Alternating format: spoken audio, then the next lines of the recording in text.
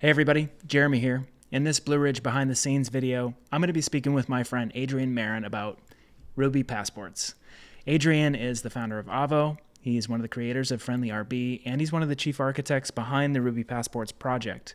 We're going to be doing Ruby Passports at Blue Ridge this year, and so I wanted to talk to him about some of the details involved, the backstory behind the project, and just get a sense of the proper way to set this up for our conference. So here's that conversation. Hey, Adrian. It's good to see you. Hey, Jeremy. Yeah, good to see you as always. How are you, man? I'm doing pretty good, and I'm really excited today to talk to you about Ruby Passports. We've been talking about this a little bit already. Ooh, are those the new ones? The new batch, nice. Yeah, we're going to talk the about new batch. The new batch, yeah. Okay, all right, yes. So for people watching, we're going to be doing the Ruby Passports at Blue Ridge Ruby this year. I've been really excited about this. I got mine at Rails World in Amsterdam and had a blast getting that done, and it's been fun to rack up some stamps since then. So first, Adrian, how did this come about? I've been telling people the story about Ruby Passports because there's tons of Rubyists that still don't know about it, and so I'm having to tell the story, but I want to make sure I'm getting the details right and anything else that I need to share to kind of juice it up. So can you tell me more about that? So, me and the guys from Friendly, we were thinking about the Ruby Passport doing something, but we were so freaking busy with Friendly and we just didn't do it.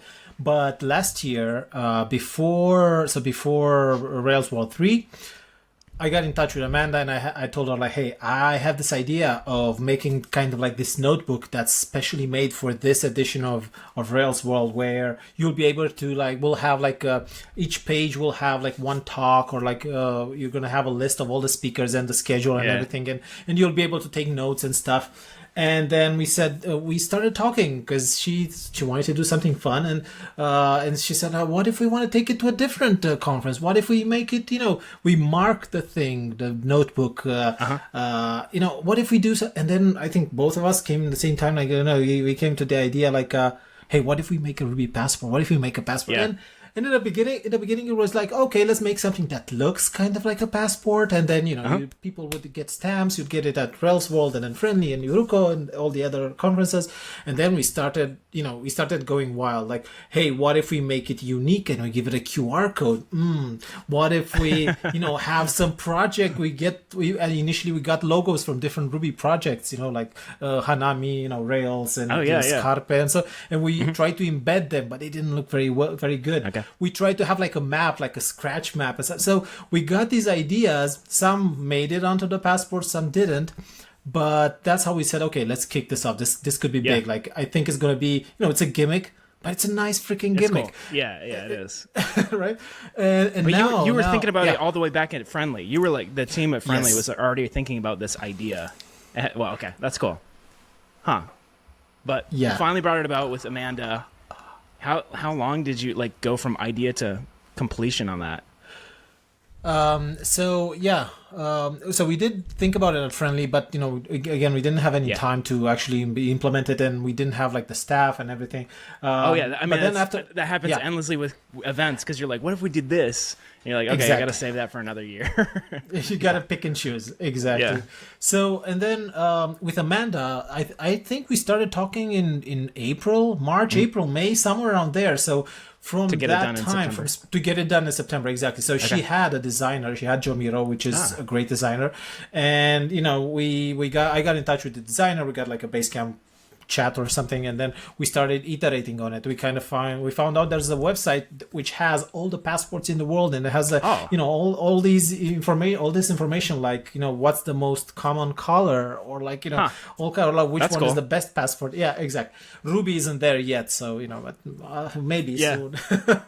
That's interesting. And then so then basically from spring, and we started speaking, and then at some point, maybe in the summer, we got in touch. One of the idea, I think it was my idea at some point, was what if we make this passport kind of your, in real life ID of something, of you being a Rubyist.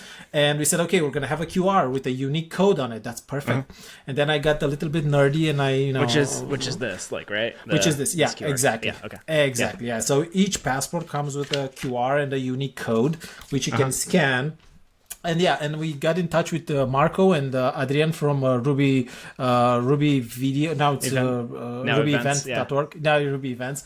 Who knows what it's going to be, but it's a very cool project. Because that was because we thought like, hey, if we want to check in kind of like with other passports, then we have in Ruby Events, we have the events there. So, it's just a match made in heaven. So we told the guys about the project and everything and what our thoughts were. And they said like, yeah, sure. that seems awesome. And then, I kind of nerded out and we said, oh, we can add a QR code as well. What if we tap on it with our phones and scan it that way? And yeah, it became what it is right now. It's a very nice looking notebook passport with a very rubbery what do you call it, the first the pages cover or whatever, the cover and the golden imprint and everything. Looks really good. And exactly, and it has like a QR code and NFC inside, so you can tap it with your phone and it'll take you to that profile. And then that's what blew me away. I was like, what? Okay, that's cool. That's cool. Yeah, that's what he wanted to do. It was a gimmick, but he wanted to make a cool gimmick, right? So this is how it came about. And in September I printed 1,550 of them. Okay, got you. Because we had them at Rails World, at Friendly RB, and the Uruko. And we figured out how many tickets were sold, and I said, okay, 1,500. I'm gonna order all of them. And we did, and we had them there, and then we had the second batch for SF Ruby. And each batch we can talk about, each batch we had to evolve it a little bit. We kind of learned some things. Can you tell me what the things are? Like, what did you like? I can't imagine what they are. So I'm going to show you the passport, which I had in my pocket for 3 days at Rails World. So it looks like this. Oh yeah, right? Okay. So the cover kind of like exactly. The cover Mine kind hasn't of done that. Exfoliated. Yeah. So what do you did you get it? Mine's okay. Did you I get got it it at SF in Amsterdam? Oh, okay, yours is okay. So yeah, the thing was like I think the guys from the print shop made them too fast and they didn't let them cure or something. And this looks nasty. So okay, we got back to when I got back home, I was like on the phone, like, guys, this is embarrassing for me. Like I've been telling, I'm trying to tell people like you can have these for years, right? You can have a passport and go to all of these events, and in 10 years should be a nice memory. But then it's gonna be all worn out, and I was expecting some patina to it, but so the second batch, we went to the same print shop. We talked to them. We didn't get along, and then I went to a different print shop outside of town, and they were like even cheaper. They were faster. They had like I think the quality was definitely better because it doesn't do that. And we had the second batch of about 600, which we took to SF Ruby, and we gave them to some other conference organizers around there because I didn't want to bring them back home. And those are much better on the cover, but the paper was very glossy. Whenever you put a stamp on it, it would run off a little bit. It didn't stick as well. So the guys at the Ruby Embassy, they were like applying the stamp, and they were like, smearing. What else? And they were like airing it out. Exactly. So they figured it out to say, okay, let it settle a little bit. And now I got back home. And I called the guys and say, okay, let's have a different sample. Send me a different sample with different type of paper because this is what's happening. So now we have a more, porous paper, a different, the ink. So it's much better. Really I tried it with the, exactly. So the stamp should, stick much better. Man, this is so much different than software development. Like this, right? These physical products, like man, exactly, I'm glad I'm doing software. This has been a project. Dude, there's like so much stuff. Much more than I have anticipated. Much more work. But thankfully, you're making millions with it, so that's good, right? I mean, of course, each passport that goes out, people can send me $100 for like. Not kidding. No. We need to. This is amazing. And it's also a little bit of work of putting it together because when they come from the print shop, they come without the QR code or. I was wondering about that. Or an RFID chip, so NFC chip. And what I have to do, or someone has to do, I have it here. Actually, this is a roll of 1,000 of them, 1,000 NFC chips. So you have to, take it one at a time and put it on the freaking passport. Oh, and dude. then you have to, I have a friend who prints the QR codes. Yeah. And then put the QR code. And then the third step is you have to, so we have this, there's a system, man. So we have a bunch of 10 passports, and after we put the QR codes on them, we settle them in a special order. Because then we have to come in with a CSV. I have like a special, iOS app with a CSV, and we have to program them in that same order. So the NFC chip has the same ID as the QR code. Oh my word.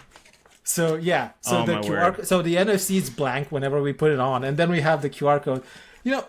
Thankfully, you're blowing my mind right now. so time intensive. Exactly, yeah. So I actually did the first.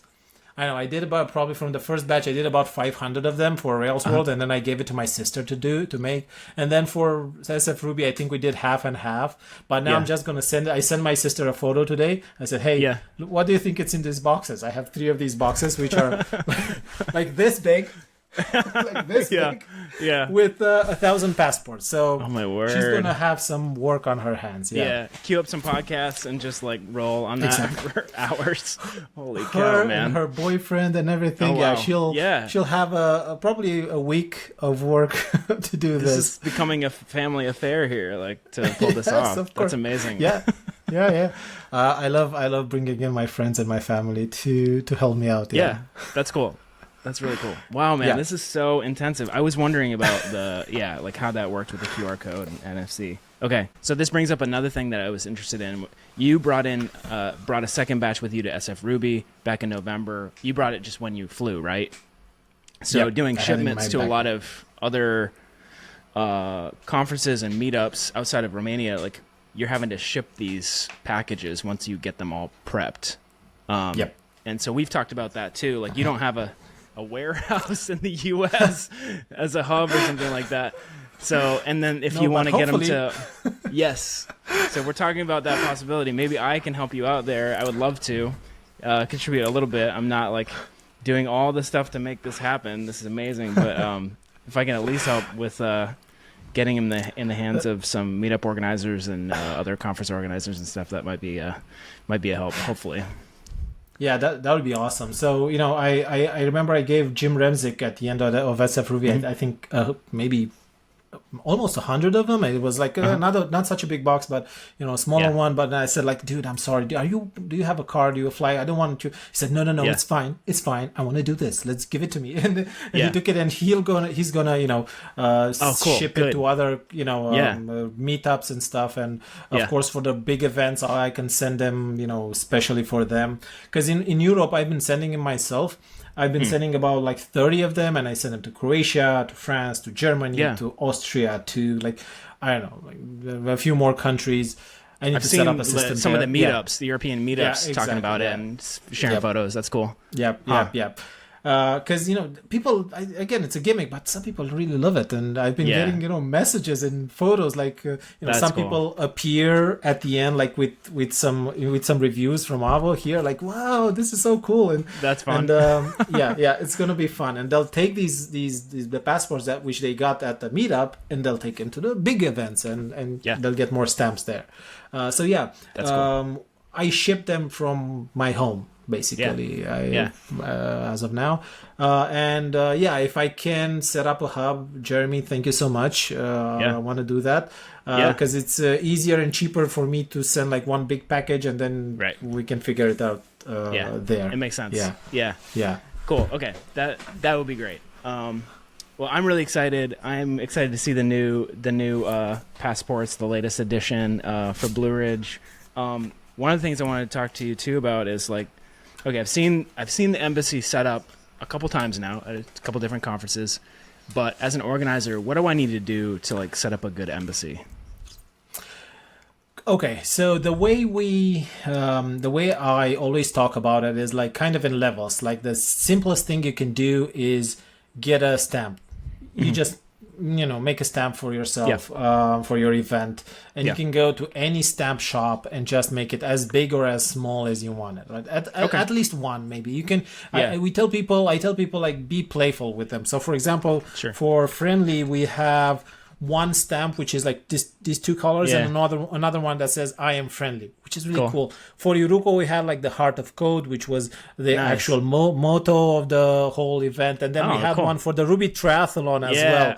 So I'm so mad I don't have that one. I want that one so bad.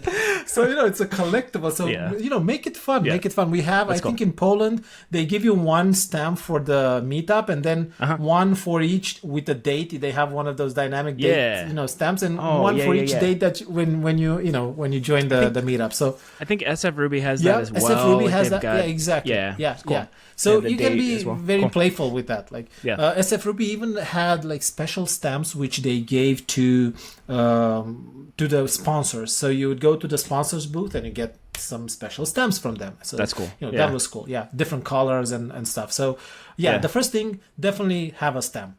And it can be your conference logo. If you want to do like your city, something that you're proud of, some other things. I think I'm gonna have to do this for Ruby on Trails too. I think I could do the stamp level for Ruby on Trails. Of course. Because I'm gonna keep doing that, and that would be like a rare stamp. Exactly. Right. A total of maybe 8 people have done that so far over 2 times, but that'll be a real rare collectible. Yeah. Cool. Okay. Yeah. So that's level 1. That's level 1. Yes. Level 2 would be setting and definitely have an embassy somewhere with somebody behind the counter, giving out these passports, stamping them, the new ones and the existing ones, because people will come with them in their pocket, and then scanning them. And we're going to talk about the scanner in just a second. Yeah. Okay. And then the second level would be have a photo booth, or so, have a way of people to print their photos, make their photos, and add them to the actual passport, right? Yeah. And the way to do that again is in levels. Like the simplest thing would be like get a rent a photo booth, booth, right? And then they should have a template or a preset for like passport for that size. photo. And exactly.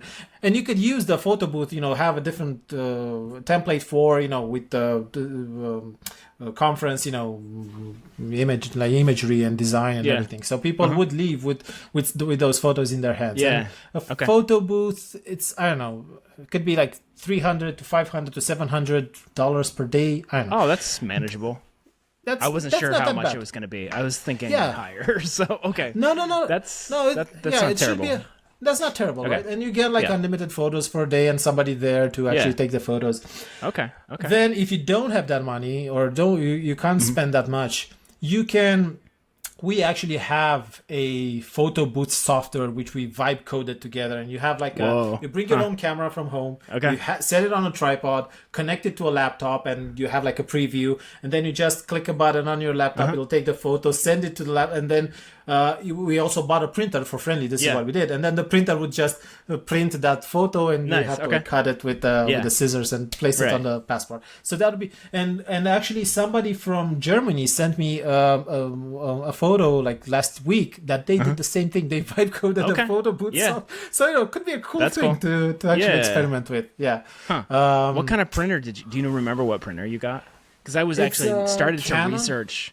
Okay. It's a Canon home printer. It's nothing like you can go not like if you want to get like kind of photo printer, not the special. No, it's a regular photo printer. I think we paid $100 for it, or maybe even less. And we got like paper and another set of ink just to make sure that we have it for the full event. And again, like people can take other photos and leave home with them. So that's awesome. Cool. Okay. Yeah. That's helpful. That was one piece. Yeah. I know I haven't gotten there yet, but I've been thinking that's all right. That's a complicated thing to figure out at some point here that I need to work out. So I'd done a little bit of research, but wasn't sure. Okay, cool. Did we talk through all 3 levels? Was there a third level that was higher than that? The third level is, Rails World was able to go to the third, right? Because you've been there.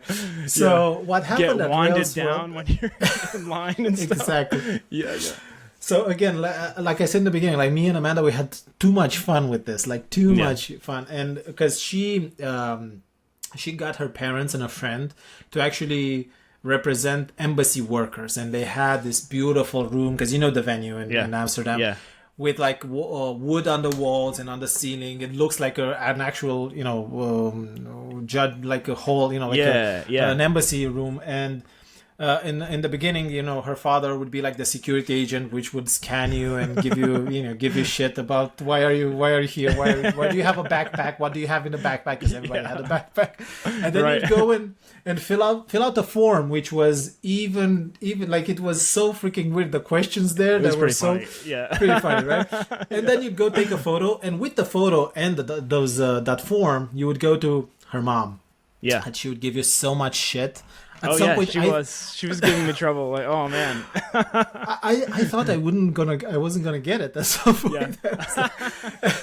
And she asked me, things from the actual form, which I didn't, I thought, this is gonna be So that was really cool. And then at the last table, one of Amanda's friends, she would place that photo on the passport, and you would get some stickers and get the passport, and that was kind of it. But it was a very immersive kind of experience. Yeah. At some point, they had the HH send the forms back, because he came with a clipboard at the end and said, "I don't need that. Go and put it away there." And everybody was like, "What the hell is this?"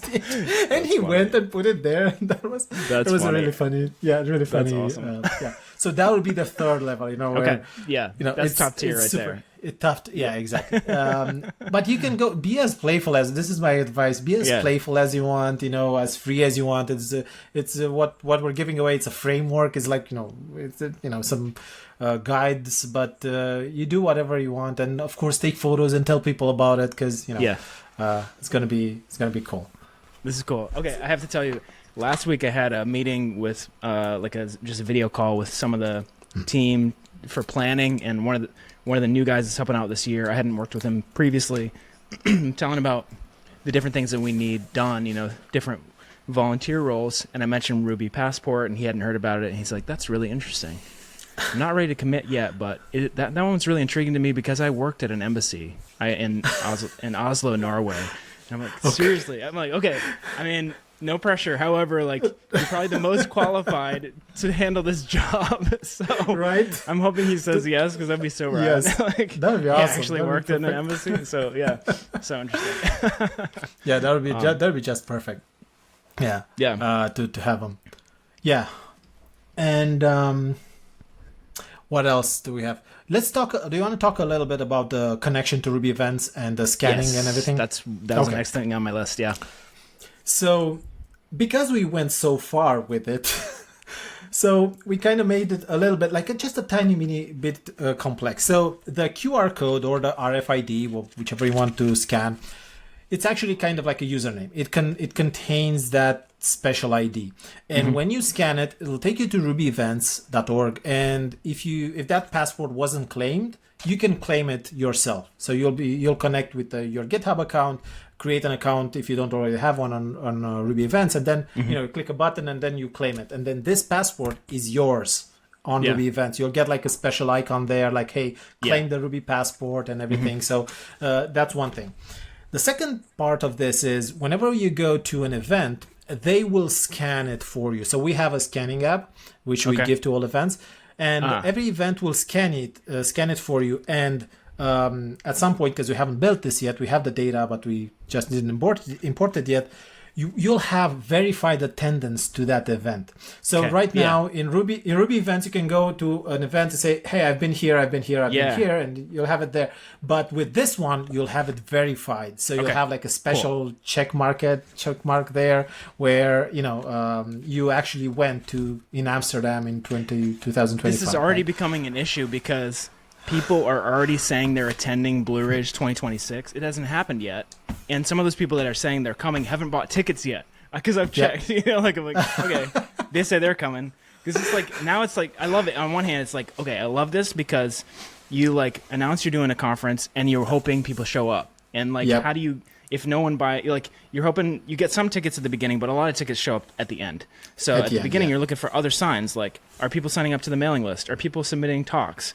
Like all that kind of stuff.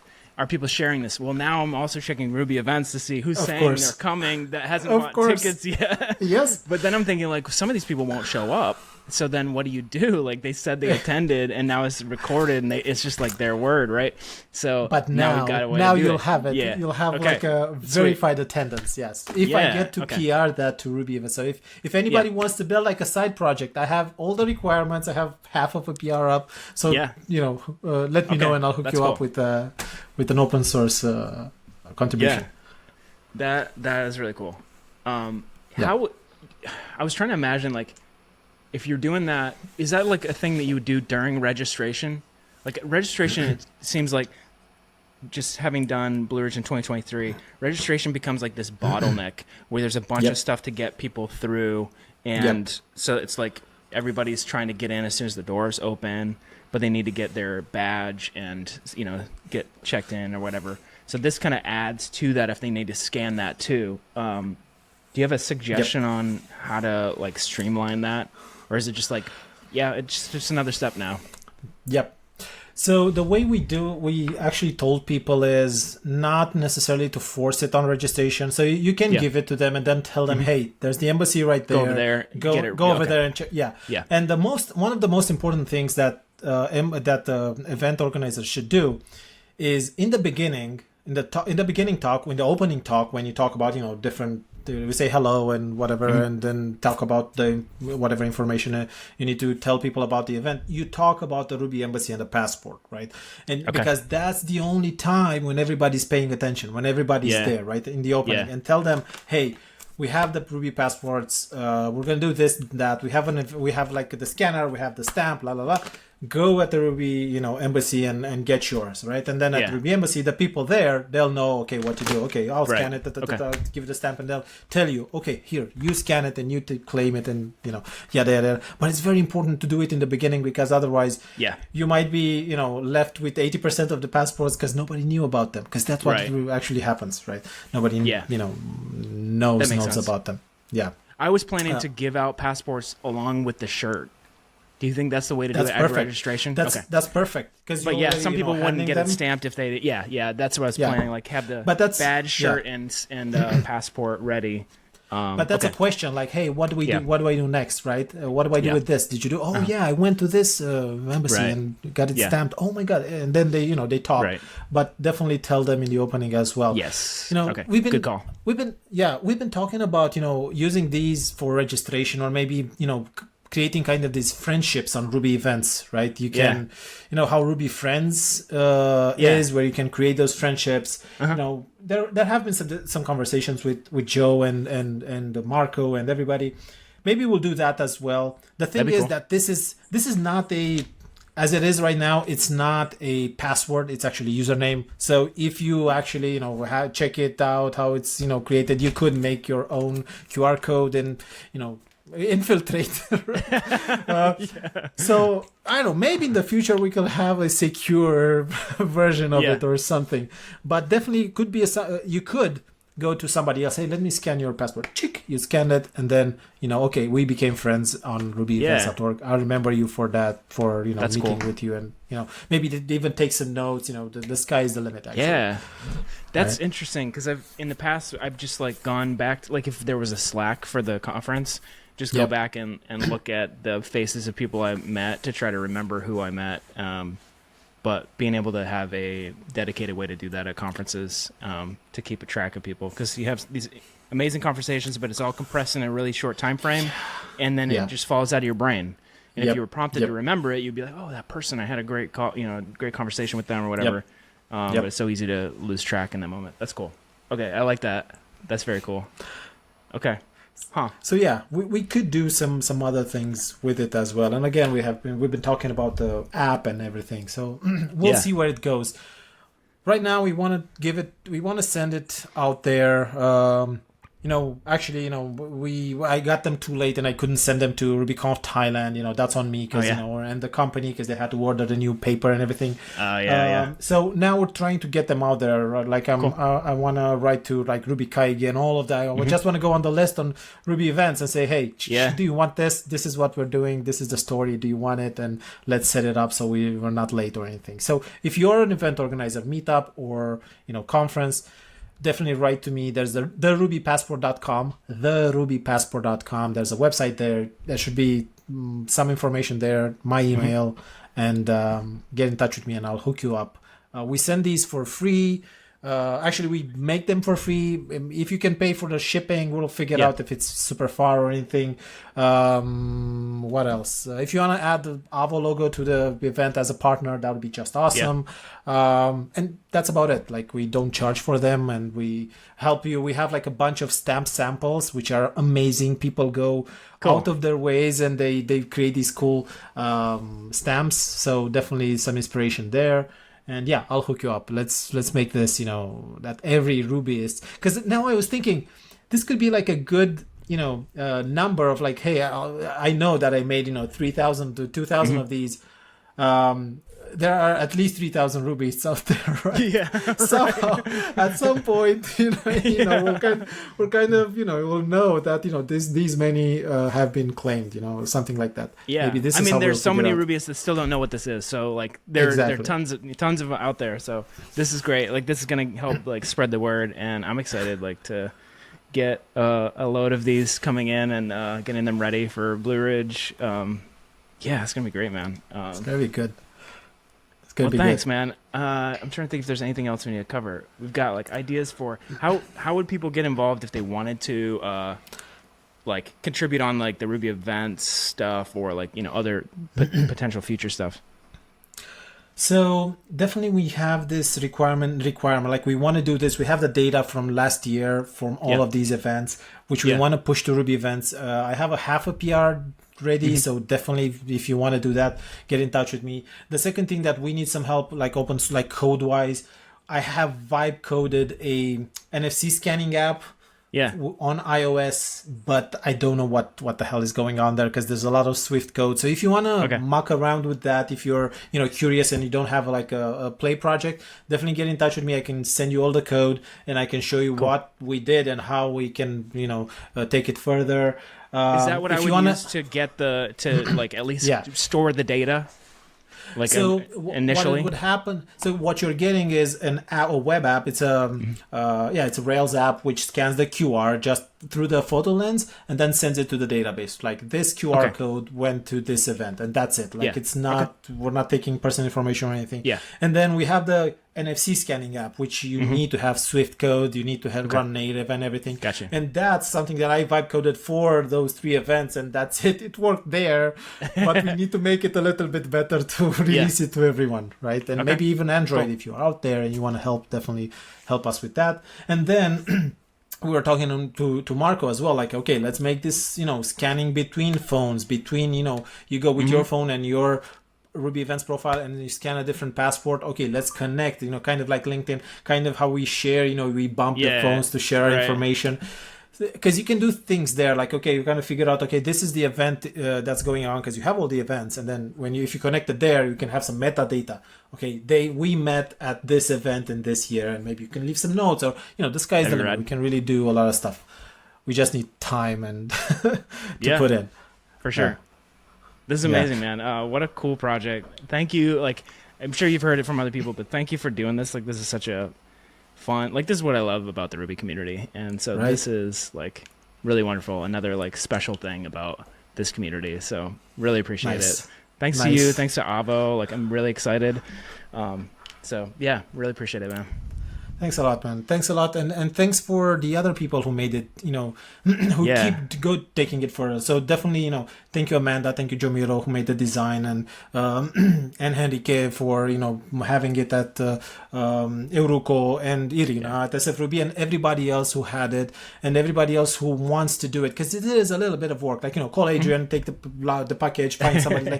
But this is what makes it, even better. Like this is how it makes it, global, and everybody enjoys it even more and more. Like I have somebody from Argentina writing to me. They wrote to me today. If the passport is going to be in Brazil at Tropical on Rails. Oh wow! Of course it's going to be there, but the connections, has been made. So people doing this and spreading the word, that's going to be so much more awesome.